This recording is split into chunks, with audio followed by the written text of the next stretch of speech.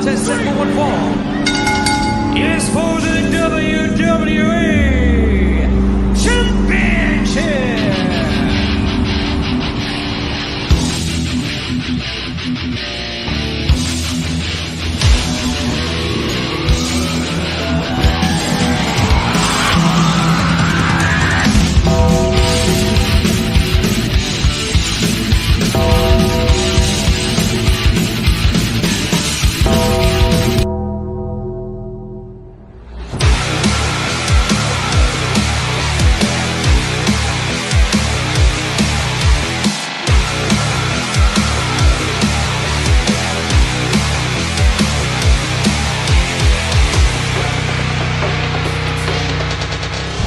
Life moves pretty fast.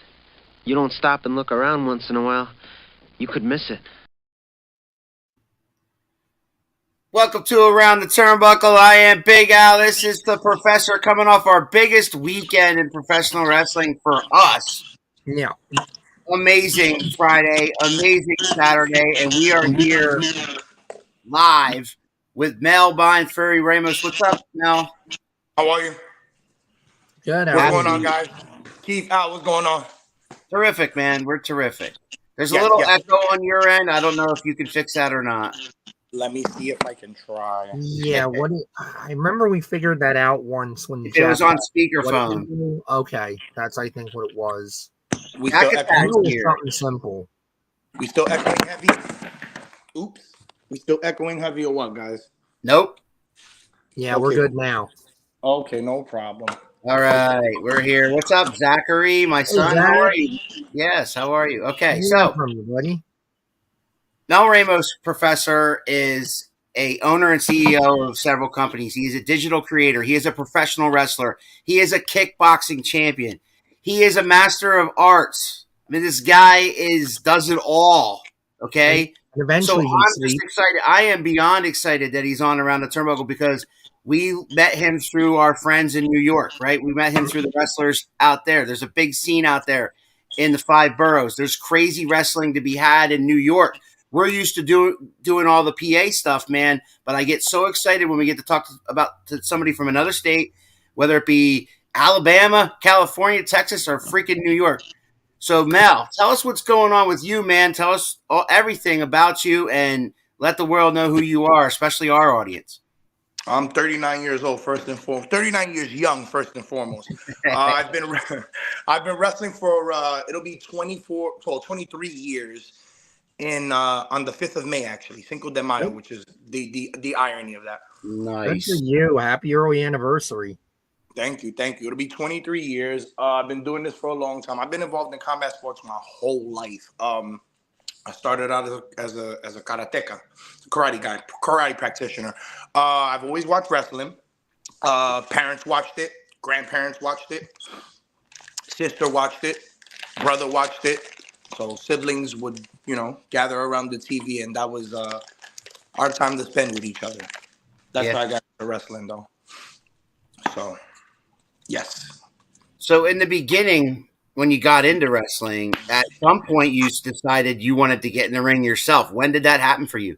I had always wanted to get in the ring. It was always my destiny to be in the ring.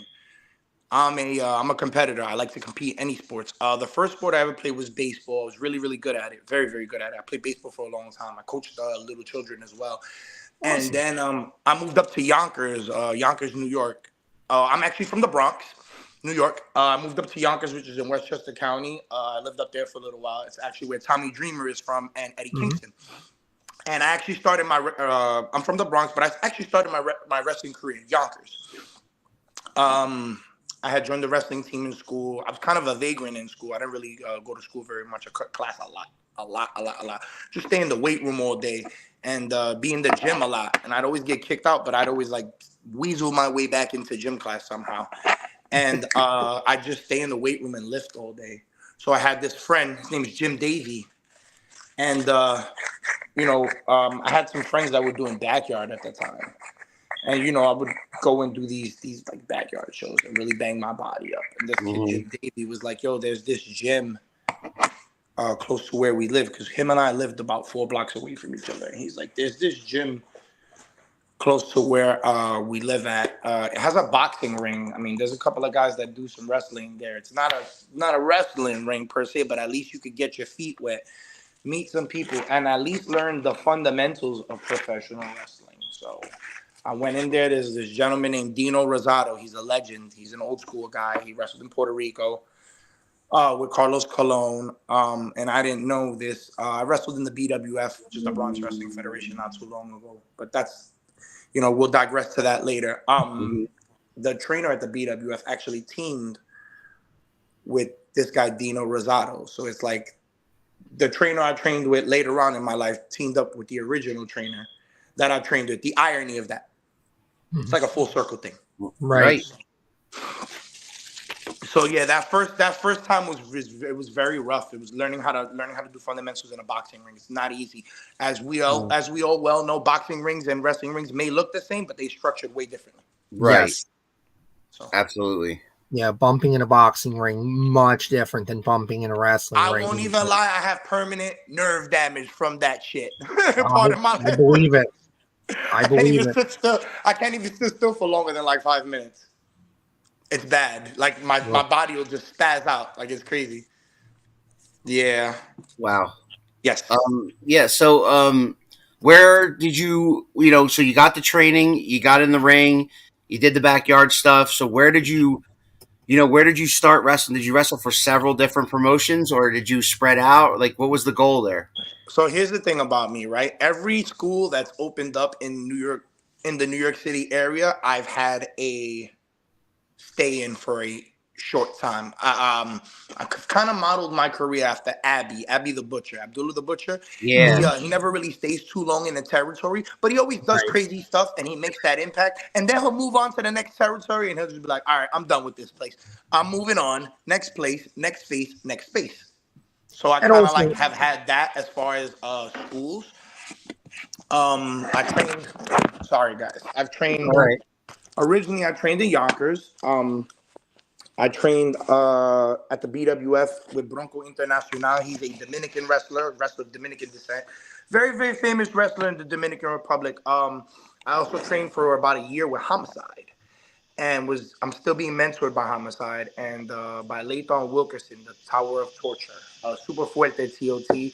Also, King Jeter was also one of my mentors and trainers, and EC Negro of the Dirty Rotten Scoundrels helped me out a great deal. Those are the guys. Among other guys, I've taken advice and help from many people in wrestling. Sure. The names. I've done seminars and things like that. But those are the people that like really, really took time to mold me and still have that influence to me on this present day, like right now. So. Yeah. So in the beginning, what did you want out of professional wrestling? To be honest, I just wanted to wrestle. And I'm going to be honest with you. Let me make this very clear. That's still my thing. I've always just wanted to compete. I'm a competitor. I don't have a specific goal. My goal was never to be on WWE TV because I know everybody always brings up that question. Sure. Mm-hmm. Actually, my goal was actually to go overseas. I'd like to go overseas. Send me to Japan. Send me to Mexico. Scott LeBron, referee. Been refereeing my matches. What's up? Strong style or no style? Shout out to you, brother. I love you. Love that. Yes, he's a great dude. His cousin, he was actually introduced to the business. His cousin used to train with me, and she's a female. And she sent him over to the gym, and he became like our permanent referee. So yes. Love it. Love the support, man. I got lots of comments coming in. Chris, we already asked him that question about, how did he start? He did watch wrestling growing up, and I don't think we asked wrestling my whole life, Chris. I'm a wrestling encyclopedia. I could tell you the day, the year, the person, when it happened, what move they hit him with. If you pick my brain about the anatomy of wrestling, I could tell you any kind of move: single leg, double leg, half Nelson, full Nelson, 3/4 Nelson, whatever. I'm a wrestler. Sounds like you, Professor. Yeah, a little bit. I mean, I certainly strive for that. I'm a I play-by-play wouldn't say I'm a announcer, professor because there's a wrestler named the Professor, so I don't want to take his thunder. No, absolutely. He's actually very smart. He's actually a very smart ass wrestler. You guys look him up. His name is Dylan Woodard, the Professor. Really, really smart dude. I don't want to take that away from you. I would say I'm an educator. I educate people. Okay. I educate people. That's what it's Like, about, you know. I'm interested to ask about the kickboxing. All right, how did that start, and how did you do? Originally, like I said, I was a karateka when I was young. There was this after school program when I was like maybe like 11. My brother took it too, my younger brother. He's actually in MMA right now. He just started in MMA, which is crazy. He goes to Animals MMA in Yonkers. And we started with this guy, Master Singleton, Gene Singleton. So brother, very, very, very old school Kyokushin karate, like very, very, Mm. very traditional style of karate. Mm. And from there, I just started hanging out with martial artists and just picking up stuff. And people would just invite me to their schools. Yo, come to my school, bro. You can pay $20 and do the day fee. And you're gonna get beat up a little bit, but you're gonna learn. And I just be like, all right, I'll go. And I just started picking people's brains and tuning myself in with the martial arts community. And my dad is a former martial artist. My dad's a Shotokan stylist. Also studied Kung Fu. Wing Chun specifically, open-handed close quarter fighting, and really, fighting's always been a part of my life. Like it's always been there. It's always been there. I kind of grew up in a rough area, so it's like, either you pick up a gun and you know how to fight. Right. You either pick up a gun and you know how to fight, and Exactly. I wouldn't want to take somebody's life. You know what I mean? Mm-hmm. Right. There's crazy people out there, but we gotta value human life, and I think a lot of people don't value human life nowadays. True. And they're quick to think not with their brains, and people going with their bravado, and it changes people's lives. That's what happened to my dad, and my dad missed out a great deal of my life because of that, and so I try to like just compete in the ring, and after studying different martial arts, I started studying grappling martial arts. I got into judo, got into aikido, got into jujitsu, got into Russian sambo, got into freestyle wrestling because I had taken freestyle wrestling in high school, catch wrestling, Irish collar and elbow. You know what I'm saying? Yes. Very catch as can, very, very technical stuff. I like technical wrestling. I appreciate lucha libre, but it's not my thing. I'm a striker. I'm a catch wrestling guy. I'll tie you in a pretzel and I'll kick you in the head. So as far as making the transition, it's always been there. My first kickboxing match was an American style kickboxing match. Coincidentally, rest in peace, John Xavier of ROH fame was on the same card, and he annihilated some Mexican dude. He annihilated him. And when he saw me, he was like, don't I know you from the Elks Lodge? Aren't you that kid? And I'm like, yeah, I am that kid, that ticket selling kid. And he's like, wow, I didn't know you do MMA. And I'm like, yeah. And it's funny because he annihilated the dude he fought. But in my first match, I got the shit kicked out of me. And I had some dude's footprint in the side of my ribs. Valuable lesson, though. So yeah, that's how that started. So 24 years in the business. You're not going to be able to do that. Yeah, well, it's a different ball game. I'll tell you that much. Yeah. So yeah, man, 24 years in the business, you got to have some stories. I mean, tell me some of your moments that you'll never forget, maybe. So what do you want to hear? You want to hear funny moments, or you want to hear messed up moments? Because I got a bunch of them. And we could talk about choose, man. This is your show. Moments with me. We can talk about funny moments with me. We could talk about funny moments with other wrestlers. Because I got a dime of stories on some name wrestlers. I got some bad stories. I got some bad stories. I got some funny ass stories. I'll tell you a funny story first. Raven. Both the Raven. Nevermore. What about me, right? Yeah. Right. You would think Raven, right? Appearances can be very deceiving about people, right? You would think Raven, just by looking at him, antisocial, because his character, he's a whiner. What about me? What about Raven, right? Complete opposite. Nicest guy in the world, right? Boom. The only thing that's crazy about him, he dresses in the nude. Like, in front of people. He's a nudist. Sure. So he just fucking walks around naked. He doesn't care. I met him at USA Pro Wrestling with Frank Goodman at Missouri in Queens, and he's walking around, him and D'Lo Brown. D'Lo Brown puts on a fucking bandana. He wraps it up like Aunt Jemima, I guess, and then Raven's walking around naked, and D'Lo has these freaking like biker shorts on. So I'm fucking cracking up like a maniac, and I have this marker that I used to sign 8x10s. I put it in my tights because I have biker shorts too, so it looks like a boner. I'm pointing at people, and I'm like, guys, can you point me to the direction of the bathroom? And D'Lo's like, it's over there, sir. It's over there. So Raven's walking around naked, and D'Lo's pointing at somebody with a fucking marker in his pants, looking like a boner. Dumb shit, but I mean, it's, you know, those, like, I won't lie. I've met a lot of good people in wrestling. I've met a lot of assholes too, a lot of bad, Sure. a lot of weird people, a lot of creepy people too that are not so, you know, not so honorable. But yeah, I mean, that's a fun story. That's a great story. I can also tell you a really crazy story. Well, before you get into crazy story, Chris has got a question for you. I'd like to know your favorite match ever. I don't know if he means that you were involved in or your favorite match in general. I'm gonna go on the lamb and say he's speaking about matches in general. So I don't really have a favorite match. I can't have a favorite match. I'm too much of a wrestling Puritan. So, like, I have a top 5 for everything. Like, I have a top 5 favorite matches. I have a top 5 dead or alive wrestler. I have a top 5 American wrestlers, top 5 Japanese wrestlers, etc.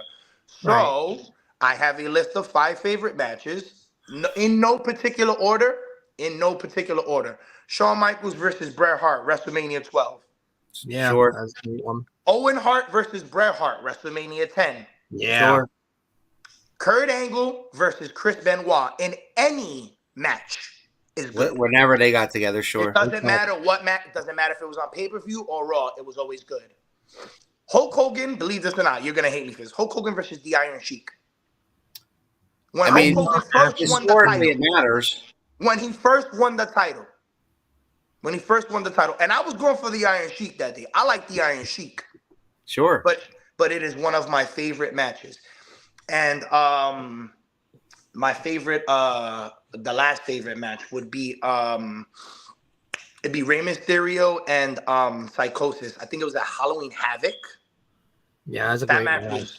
Blew my fucking mind. I think it was 96. I think it was 96 because I think 97. Listen, my favorite years in wrestling are 95 to 97. If you closely look at my style of way I wrestle, I run the Kings Road All Japan shtick from 96 to 2002. That's my shtick. That's my shit. Like, that's my jelly and jam. That's my peanut butter and jelly. That's my toast. There you go. All right. I enjoy that stuff very much. All right, back to that crazy story. Chris, I'm glad you got your answer, brother. All right. So, crazy story. My brother and I are in Long Island. We're up at I think it was NYWC. I know it was at the NYWC arena. And hanging out with Necro Butcher. It's another guy. Looks can be deceiving. Oh yeah, I've heard nothing. Shout out to Necro Butcher. I love you, Dylan. Shout out to him. So Necro Butcher, I'm thinking Necro Butcher's like a fucking maniac because I watch this man. I've seen this man sit in the ring and slap the shit out of people and do all kind of unscrupulous things. Yeah, cut himself, nuts. Shake Necro's hand. Hey man, how you doing? Gives me a hug. Never met the man in my life. Heard a lot about you. Then he calls homicide. Hey, I found some real Puerto Ricans. and D goes, oh, you with my guys? He's like, the Susos, they're fucking crazy, bro. He goes, nah, they're all right, man. All Necro wanted to do was just have beer with us and smoke a little bit of herb, which is cool. Necro's a sweetheart, sweet man, right? This is the crazy part about it, though. It don't even got to do with Necro. Marty Jannetty. Woo. Oh, boy. Hit you with the drop kick, Marty Jannetty. I'm drinking soju, by the way. Okay. It's a Korean rice wine. It's like sake. So, boom. Jannetty comes out. And Jannetty wants to hang out with us. So we're like, okay, Marty Jannetty, come smoke pot with us. Come hang out. We've all finished wrestling. Everybody's on, R&R time. Everybody's on their downtime. Mm-hmm. We're all just hanging out. Everybody's figuring out where they're going to go afterward, if they're going to go to the bar, if everybody's going to go straight home, if everybody's going to go to eat, wrestler things. Mm-hmm. Jannetty comes out. He asked if anybody has water. I didn't ask him for what, but I had sent somebody to go get him water. Mm-hmm. I sent a friend of ours to go inside. But apparently our friend got lost and caught up speaking to somebody. So Jannetty's waiting there. Ask for water again. Dude, he goes in his fanny pack, handful of pills. Handful of pills. And dry heaves them. Eats them like candy. Oh my God. And we're looking at this man like, dude, I've never seen somebody. I've seen a lot of people do drugs. I've never seen somebody. Yeah. I've never seen somebody take that many drugs. That's crazy. That's crazy. That's crazy. We were generally concerned for that man too. Like Sure. But you know what though? Jannetty was a sweetheart too. As messed up as he got that day, as tanked as he got that day, he was a sweetheart. He's very, very noble, very soft spoken. You know, and I know Jannetty can be pretty wild because I've seen videos of him wigging out and things like that. So, yeah. I always think Marty Jannetty is one of those guys that you would probably describe as like $1 million heart, nickel head. Just somebody that, for whatever reason, is a good guy, all the talent in the world. For whatever reason, just there's something in him that fucks him over and just sends him down the wrong path. Have you ever heard the expression, "You are your own worst enemy"? Oh, yeah. Marty Jannetty is his own worst enemy. Totally. God bless him, because he's a fucking super talented wrestler. I loved watching him. And still with us. And I even liked him on his Amen singles to run. that. I won't even lie to you. I like watching him on his singles run. And I even, as corny as this sounds, I even liked when he teamed up with Al Snow as the New Rockers. Yeah, I mean, they could have done something with it. You know, unfortunately, it was just they had no interest in really pushing it. It fell upon deaf ears. It fell upon deaf ears to a modern audience. Remember, because this was 95, 96-ish around there, correct? Yeah. 97-ish. So remember, we were entering the era of the lighter wrestlers, the cruiserweight wrestlers. You understand? Right. So everybody wanted to see the smaller guys. And you know what? And I'm going to say this. I'm going to go on record as saying this. Sean Waltman, baby. Sean Waltman was the one before the luchadors that were seen in WCW, and that's all due respect to those guys, because I respect the hell out of those guys. The Rey Mysterios, the Psychoses, the Silver Kings, etc., right? Waltman was really the guy that made the world, listen to me, look at any wrestler under 215 pounds. Right. Yeah. And for that, Sean Waltman, we salute you. Yes, sir. We love you for that. And if anybody's never told him that, you the freaking unsung hero of wrestling, my brother. I'm sure Kid gets that all the time. Yeah, anybody who paid attention to anything knows that. I had a very good interaction with him at Jack Sabbath's ICW. He loved us. He was just on WWE sponsored rehab and he couldn't smoke with us, and we were very upset about it. But we understood. He was very gracious though. Took a picture with us.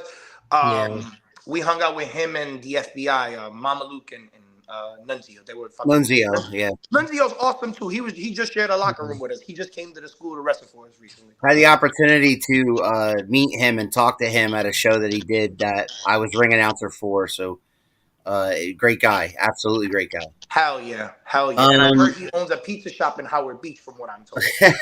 From what I was told, somebody I know walked into that pizza. They were like, "Yo, I saw Nunzio in the pizza shop at Howard Beach." I was like, "You're lying." They took a picture with him. Rosie's here. That man doesn't age. You hold the longest. Rosie. Hi, Rosie. That's my girlfriend. Well, that's a great question because I don't know the answer to it. I've never had a lot of titles, Rosie. I've only had like 3 titles in my whole career. So I would probably say like the title I just had right now, the WWX Bronx United States, which I kind of like killed that name and I rechristened it the Strong Style title. Okay, there it is. Yeah. All right, so let's talk about what you've been up to lately, because we talked about the past. We had some crazy stories, and I don't want to. We could talk about stories all night because trust me, I love those stories. But like, I want to hear more about you. What you've been up to like in the last 5 years. You've been in the business for 24 years. So what's been happening recently, like from the last 5 years till now? All right. In the last 5 years, we'll start with 2019. I was kind of fed up with wrestling. Very angry at wrestling. Very angry at the way this thing goes, and very angry at the politics. Very salty. Very fucking salty. Pardon my language. Very, very salty with everybody, and being irritable to people around me. Even the people that are closest to me that know my work ethic were like, yo, what the fuck is wrong with you, dude? Like, you're so angry. And I had just divorced, right? Because I was married. Yeah, I had that just would help. divorced. That, that was taking a toll on my brain and my mental health and shit like that. And I had this opportunity a few years back in 20. I had to fight at Madison Square Garden, and it was to be able to fight somebody that trained me in kickboxing. One of my kickboxing trainers. His name is More Plus Auguste, the Mambo kid, former WBO boxing champion as well. It's like 40-2, this dude, and I got this opportunity, and I wound up fighting him at Madison Square Garden. Originally, I was supposed to fight him at this place in Chinatown, a really big venue. But they had canceled the fight and they moved it over to Madison Square Garden. And it was expected for me to lose. And, well, I mean, I'm not saying I don't lose, but I defy the odds. That's what I do. And I kind of like put my foot in everybody's mouth and won the ISK 885-pound Intercontinental Kickboxing Champion, which I currently still have. And, from there, I made my, I was like, you know what? I got this platform that I received from, competing at the Garden. And I'm like, I feel like I have to share it with some people and try to give them a chance because, the fight was on UFC Fight Pass. They got 62,000 views. Wow. Yes. And I do music as well, and I know we're going to further get into that later. So, like, I had already had some steam going in from music. My videos do pretty well in the music realm. The first one had 140-something thousand. And the second one was like 23,000. And then we also do like these short films and things like that. A lot of media. So it's like all that stuff helps.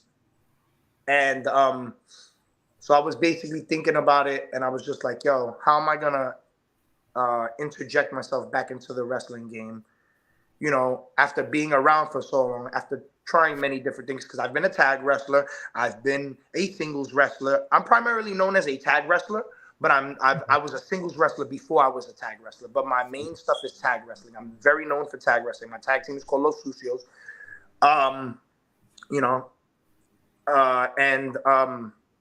Who's your partner? Like I said, I was frustrated with wrestling, and I figured, I did the thing with martial arts, with the kickboxing, for that MSG, won, and I figured with all the people that are crossing over from different sports into wrestling, maybe now is the perfect time for me to use this background, because it's always been a well-known fact I'm a martial artist. Everybody knows it that knows me. And I let it be known, and I've used that discipline in my wrestling.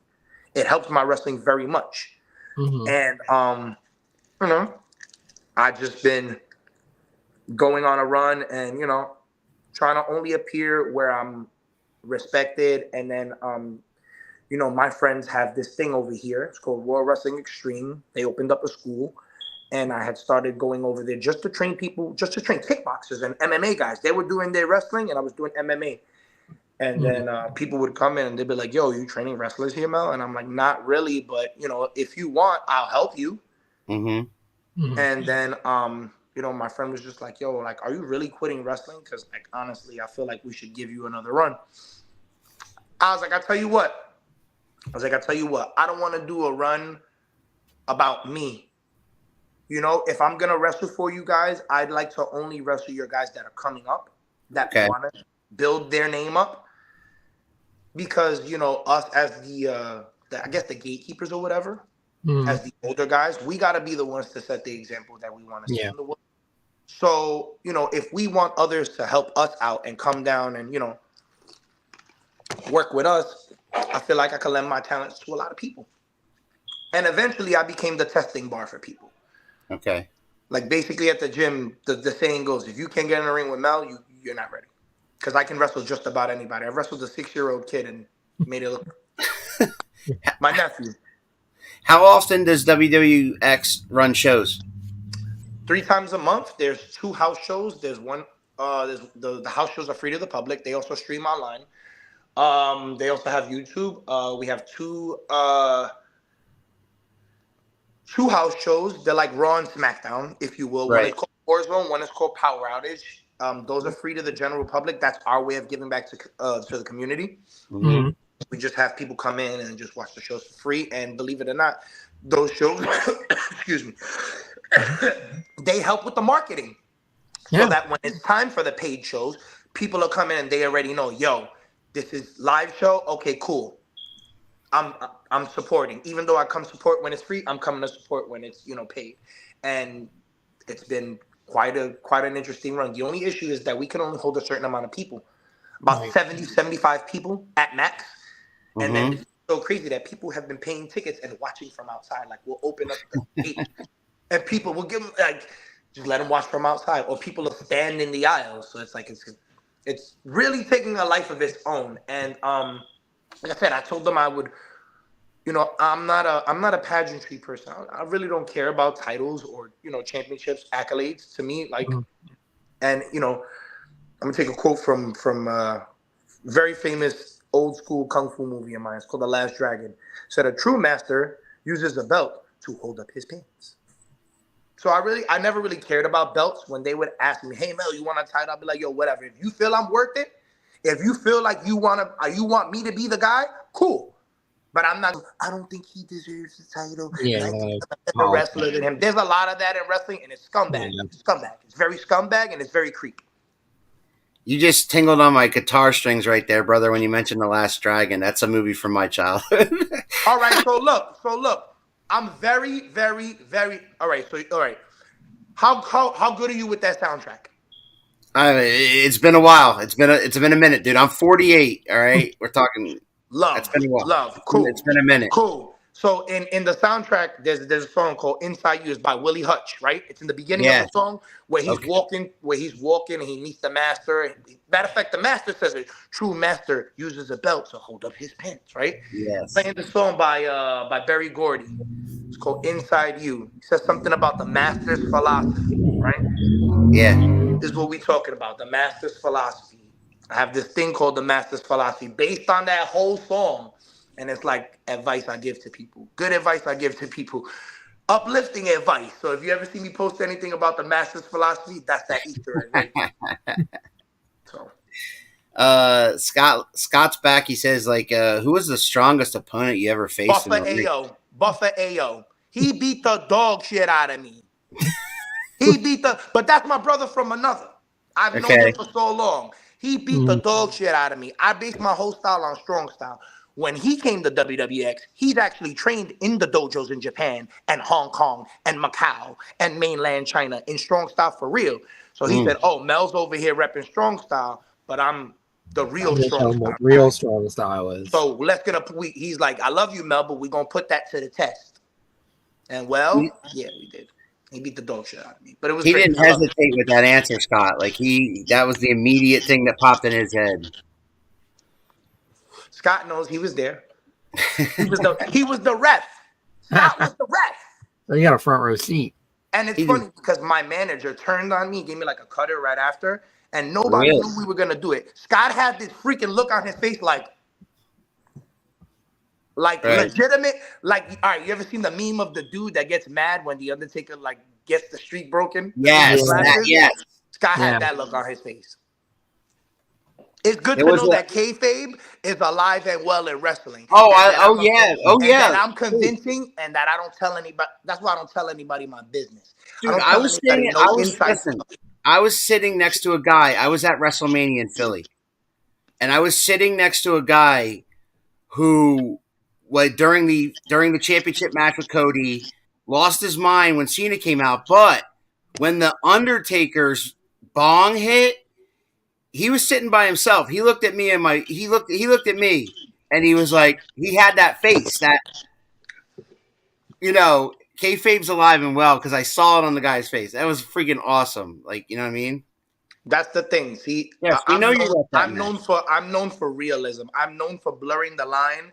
In my whole career, I have this saying: controversy sells. And I'm very controversial. And I am very controversial. We are the Los Sucios are the most controversial tag team in wrestling, period. Ask anybody. If you ask anybody, we kind of have a bad rep sometimes, and I won't lie about that, but it's because we're very headstrong. and we don't really take no shit from anybody. So yeah.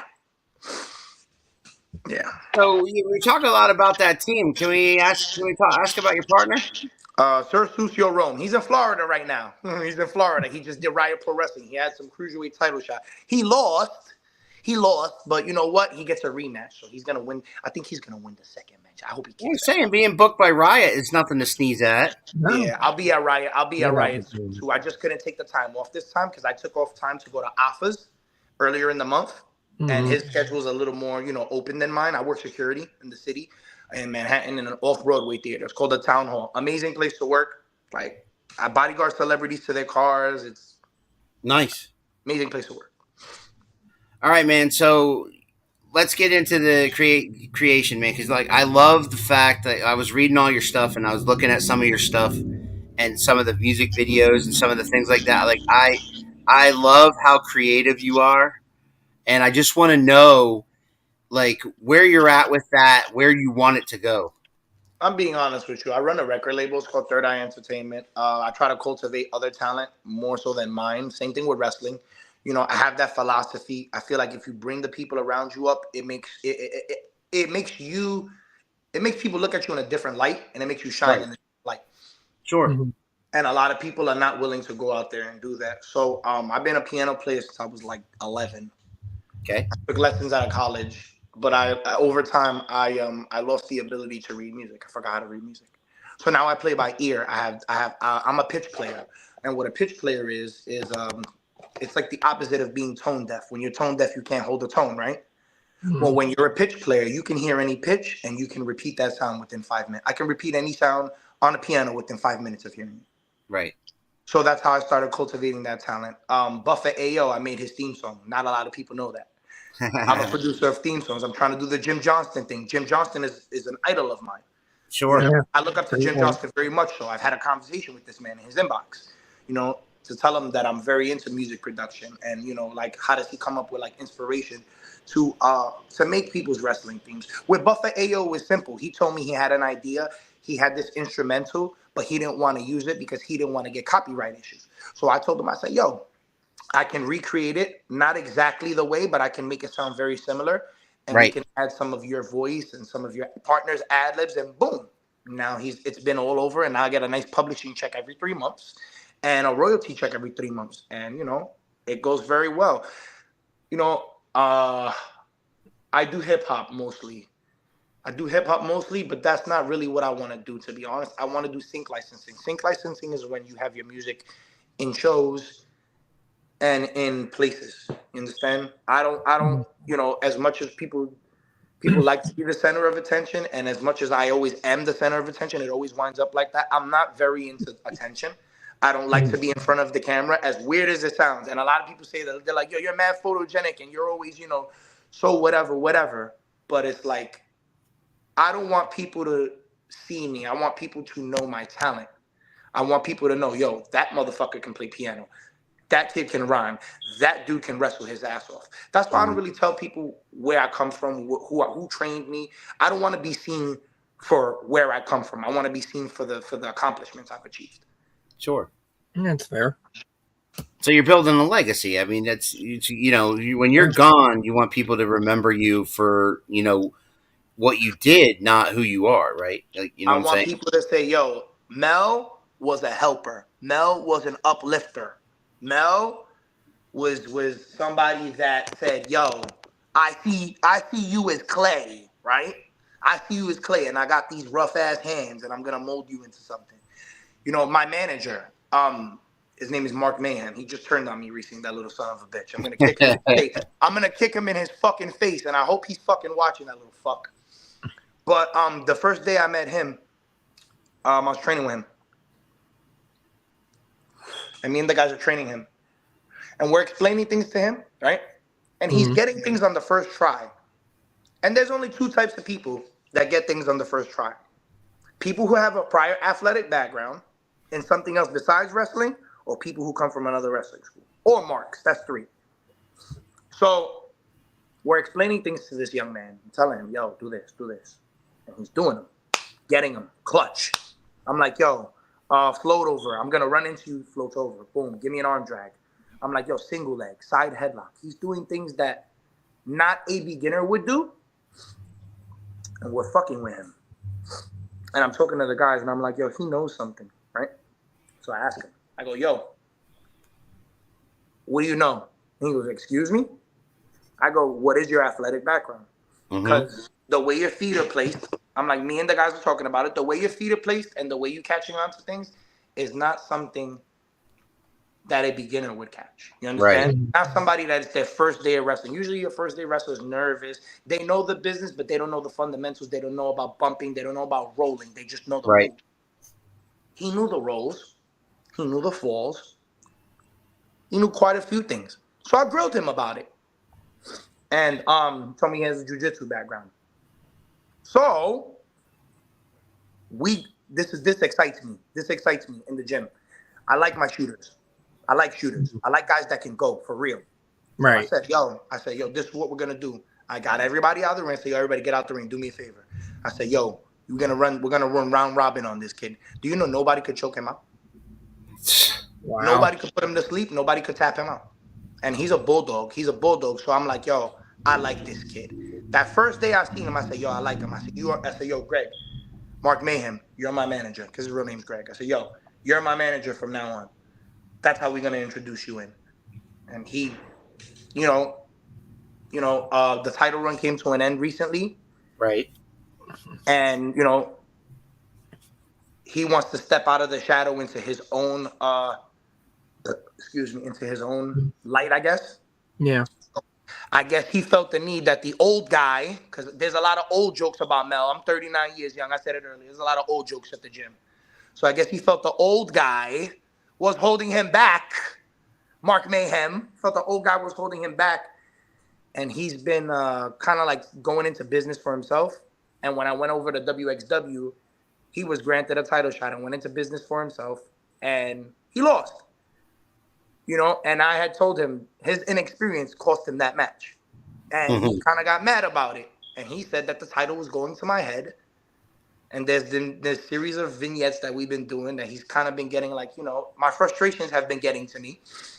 And I've kind of been blaming him, kind of that mentor protege relationship, After a while it gets stretched.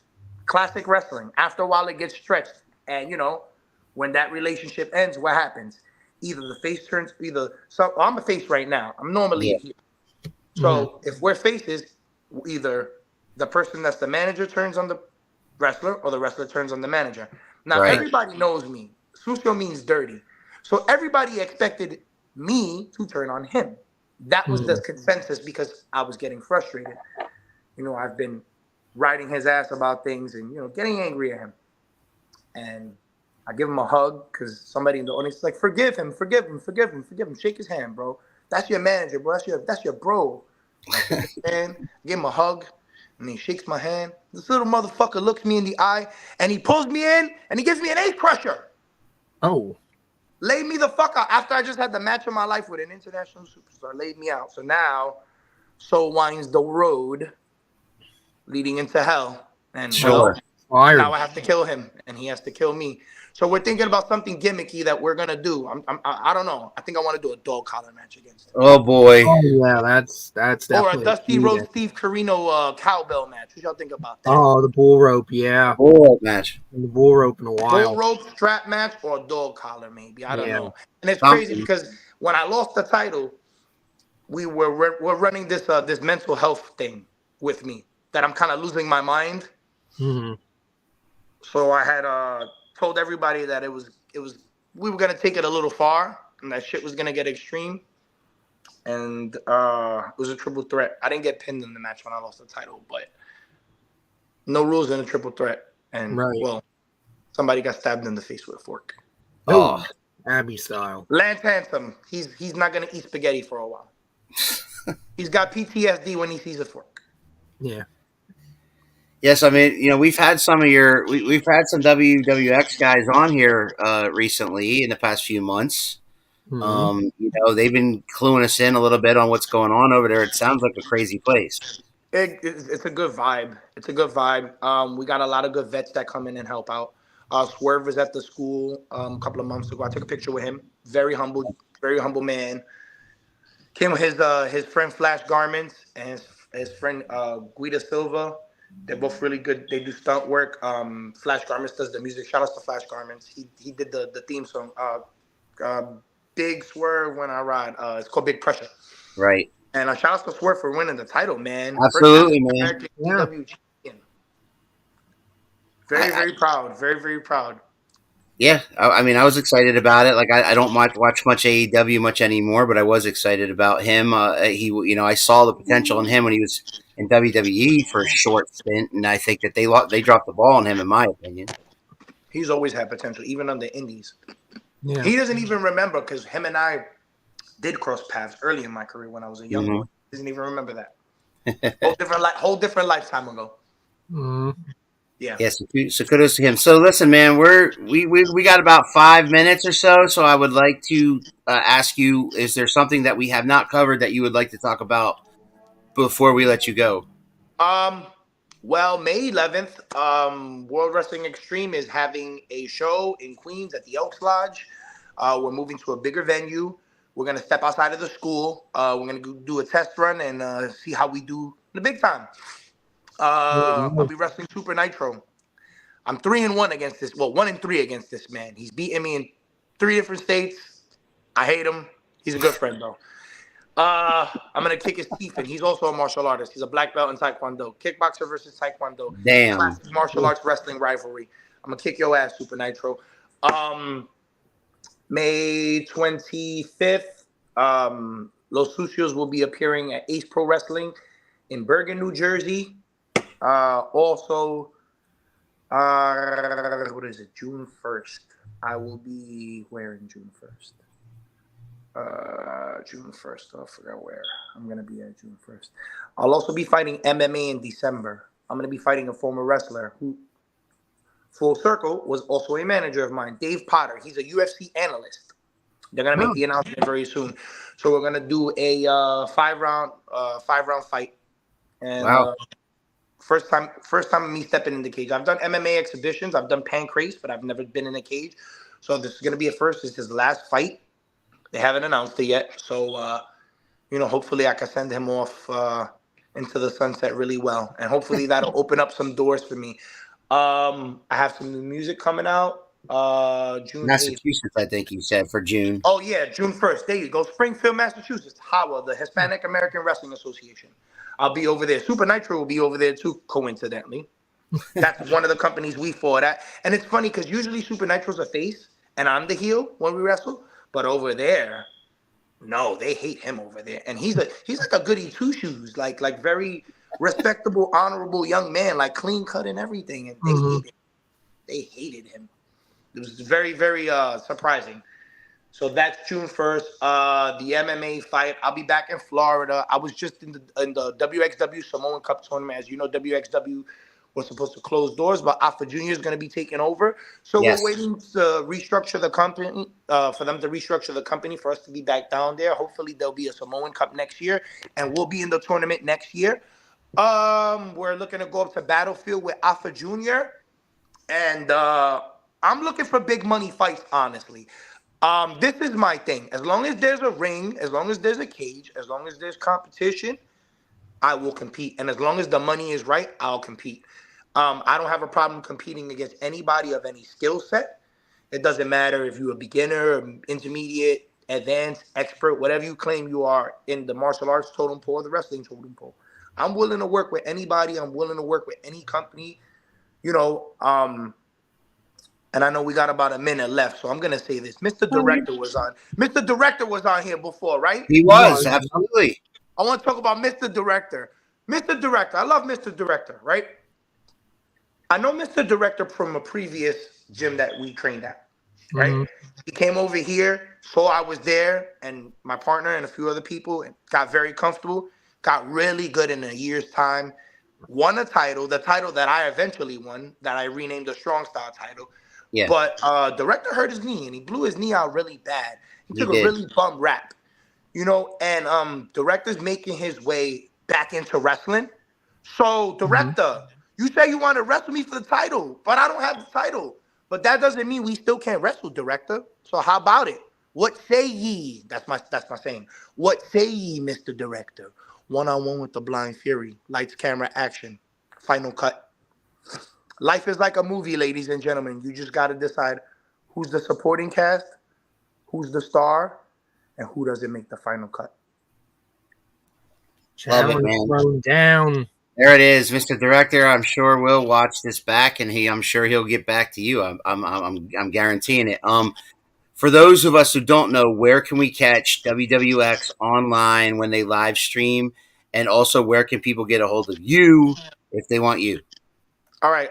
If you need to find me, my name is Melvin, Melvin Ramos, Ramos. That's my birth name. You can find me on Facebook, or you can find me on Instagram. Mel Mon Mon Dem, like in a Jamaican accent. Mel Mondem. Yep.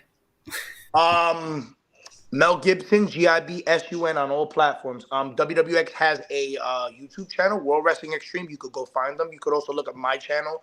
I take all my matches from their program, and I take them off and put them as singles matches on my channel if people don't want to watch the whole show. But a lot of people do tend to watch the whole show. I watch the whole show because I like to study the guys. You know, I don't watch myself very much, and I don't really watch too many mainstream people unless I have to study.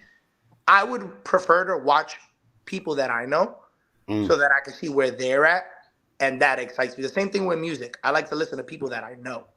You know, like Nikolai White. Really good friend of mine. He's like a little brother to me.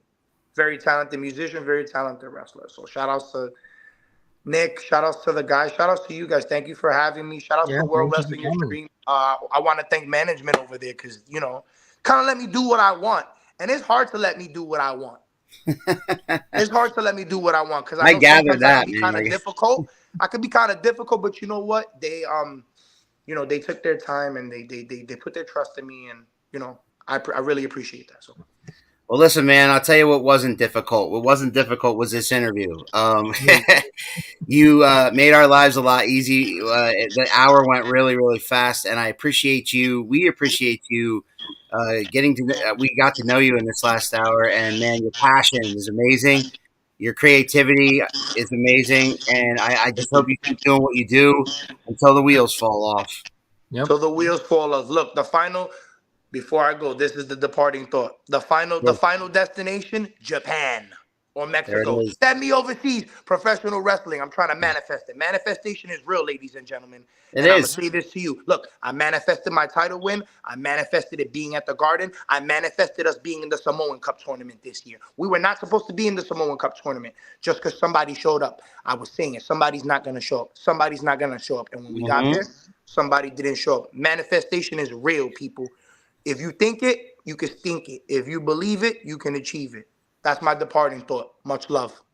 Hey, Mel, Blind Fury, thank you very much, sir. It was a pleasure talking to you today. I hope we get to do it again. Yeah, hope we can do it again soon. And I will send you the link to this show as soon as we're off the air, man. Absolutely. Be blessed, guys. You know what I'm saying? And guys, treat your neighbor and anybody else as you would want to be treated, because there's a lot of angry ass people in this fucking world. Yes, nice, that is true. Go with love. Peace, guys. Amen to that. There he is. His Blind Fury is out of here. It's Mel Ramos. Again, man, wow. Normally, you know, we wrap up the show once the interview is over, but the professor and I have a couple of announcements. First and foremost, once again, I want to reiterate the fact that this past weekend was a huge weekend for us. Reynolds Rumble was off the hook. There was over 400 people there, including half of which were students of Reynolds Middle School. Kudos to SWO and everybody involved on that show. Yeah, it was an honor to be part of it. The professor had the call. I was ring announcer with my boy Rocco. That was awesome. Rocco's 14 years old and an 8th grade student heading to high school, and you know, he did a phenomenal job. He's got a career if he wants it. I love it. I love this passion about doing it and everything like that. It was a pleasure. And again, kudos to Ace and Ken and Tim, and you guys know who you are. You know, all you guys. Our locker room is fucking amazing. The SWO locker room is hotter than it's ever been. There's been a few guys come, a few guys go over the past year or so, but I tell you what, the core of it all is the passion that they have, and the show that they put on shows that each and every time. So kudos to all you guys. As for last night, 3WA, on a personal note, since you and I started this thing, like we started this thing 4 years ago.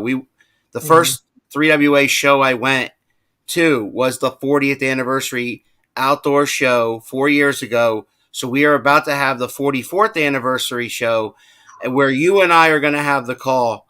And I'll tell you what, man, if I knew then what I know now, what Around the Turnbuckle became and what Around the Turnbuckle has done for us, man, I would have done it a longer ago than we did. We started it during the pandemic, 2020, and boom, here we are, 2024, and we're about to celebrate our 4th anniversary. I want to thank everybody that's ever chimed in with comments, that's ever watched us, that's ever shared our videos, and of course, every guest we've ever had. For everything. We have over 1,200 followers on social media. We have over 400 subscribers to our YouTube channel. We're working our way to 1,000. Once we get that 1,000, I don't care how many we have after that, but if you haven't already, subscribe to our channel, share it out, share out the videos, man. We do this each and every Sunday at 6:00, but the professor had this idea. He said, you know what, Alan, we have an interview every Sunday, and it's great. And we support our local wrestling. We support all wrestling that we can get a hold of. The guy we just had on there, he's out in WWX in the Bronx. And, kudos to New York, man. They got a great scene over there. Just as much as the scene as we have here in Pennsylvania is off the charts. Yeah, the tri-state is crazy. Tri-state is crazy. New Jersey as well. New Jersey has a lot of wrestling to be had. So if you want wrestling, you want to go see some live wrestling, and you don't want to spend WWE money, why don't you go to one of your local wrestling events? You can always find them online. They're all around. There's the posters. People hang up the posters. A lot of feds do old school like that. There's wrestling to be had in your backyard. That being said, the professor and I have lots of opinions, and lots of people have asked us our opinions, even live on this show during somebody's interview, about what we think of AEW, what we think of WWE, what we think of the wrestling scene as a whole, not just the indies. With that in mind, starting this Tuesday at 7 p.m. and every Tuesday thereafter, we are going to have a show where it is an open forum show where he and I will talk about a subject. We will talk about what's the hot topic or topics in professional wrestling that particular week. We won't necessarily be breaking down every Raw, every SmackDown, or whatever like that. We won't be. We'll be talking about what's the major headlines and what we think of it. And then while we're doing that, you guys are welcome to chime in with your questions, with your comments. And yes, we are encouraging you to steer the conversation any way you want to steer it. But we are going to do that. And we don't know if it's going to be for 20 minutes, 30 minutes, or an hour. We don't know. This is the first time we're doing it on Tuesday, and we're gonna we're gonna check it out. So the big announcement is that every Sunday at 6:00 you will still have a wrestling interview from a wrestling star, manager, referee, promoter. We're gonna stop doing that. Yes, we will still have that every Sunday at 6:00 on this channel, but we will also have on Tuesdays, starting this Tuesday, and it's been on the bottom of your screen this whole show. Starting this Tuesday at 7:00 Eastern, the professor and I will have our own live wrestling news show where we talk about the hot topics. We offer questions from you. We encourage you to ask questions, encourage you to comment. Yeah, please get involved, because Al and I have resisted doing this. That's kind of where this show started, and then we got away from that because we thought it was more interesting to talk to people in the business and stuff like that. Because, look, there's a million people out there with a wrestling podcast that'll talk at you and tell you what they think. And a lot of people that are in the business, some people that are not in the business, that want to be, that are around the business, what have you. So to me, to be just two more schmucks doing that is... I don't think it's going to be interesting for you. I don't know how long it's going to hold our interest, if that's all it is. So I really, really encourage you to get involved with it. Heck, to the point where if you want to contact us at some point and go, hey, I want to get on the show and, Talk wrestling. talk wrestling, or I have an idea. I want to come on live and talk, and let's fucking do it. It's very, very simple to send somebody a StreamYard link and get you on here, because I do not want to do another boring. To me, it's boring. To me, it would probably be boring. I mean, I'm somebody that, I talk and all that, but, like Mel was saying, I'm still one of those people that thinks that, my opinion's not that interesting, and you don't necessarily want to hear me go on and on and on and on and on. So I would absolutely love for more people to get involved, for people to say, this is what I want to hear you talk about. This is what I'm thinking about, and I want to get an opinion on it. Like, let's make it interactive. Let's make it fun as fuck. Let's make it your show. So, Professor, I don't know if you get a good look at the top of my head here. Yeah.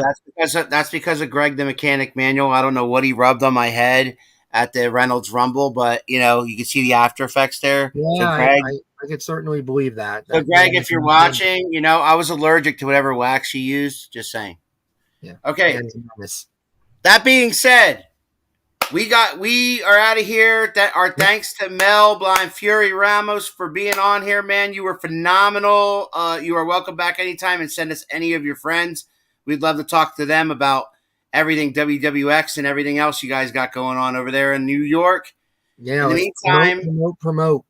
In the meantime, man, we will see you this Tuesday at 7 for that first wrestling news show with the Professor and I on Around the Turnbuckle. We'll see you then. You think you know me?